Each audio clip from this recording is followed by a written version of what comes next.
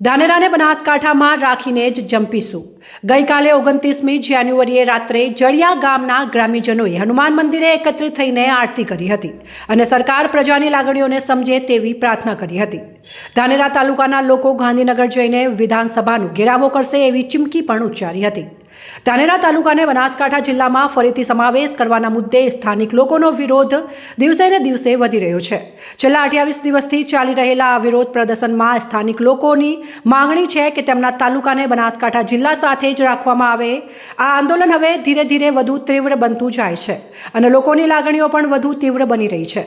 સ્થાનિક અગ્રણીઓએ ચેતવણી આપી છે કે જો આગામી સમયમાં ધાનેરા તાલુકાને બનાસકાંઠા જિલ્લામાં સમાવેશ કરવામાં નહીં આવે તો જડિયા ગામ સહિત સમગ્ર ધાનેરા તાલુકાના લોકો ગાંધીનગર જઈને વિધાનસભાનો ઘેરાવો કરશે। જડિયા ગામના સ્થાનિક અગ્રણીઓએ દ્રઢતાપૂર્વક જણાવ્યું છે કે તેઓ કોઈપણ સંજોગોમાં ધાનેરાને બનાસકાંઠા જિલ્લામાં રાખવા માટે અડગ છે અને આ માટે લડત ચાલુ રાખશે। ધાનેરા તાલુકાનું જડિયા ગામ એટલે સર્વ સમાજની સમાનતાવાળું ગામ। આ જડિયા ગામની અંદર આજે અમે સૌ ભેગા મળ્યા છીએ। સર્વ સમાજના લોકો સાથે મળી અને આ બનાસકાંઠા જિલ્લામાંથી જે ધાનેરાને જુદું કરીને થરાદમાં મૂકવામાં આવ્યું છે એના વિરોધમાં અમે બનાસકાંઠા જિલ્લામાં રહેવા માંગીએ છીએ।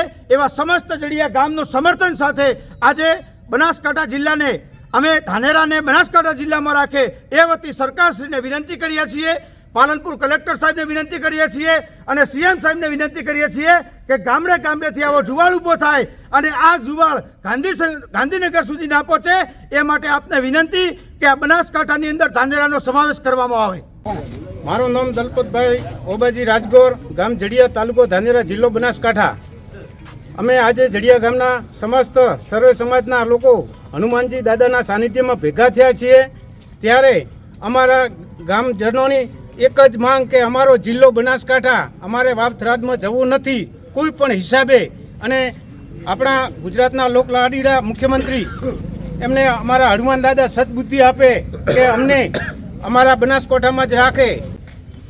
બનાસકાંઠા જિલ્લામાં અમારે રહેવાનું છે, બનાસકાંઠા જિલ્લામાં રાખો।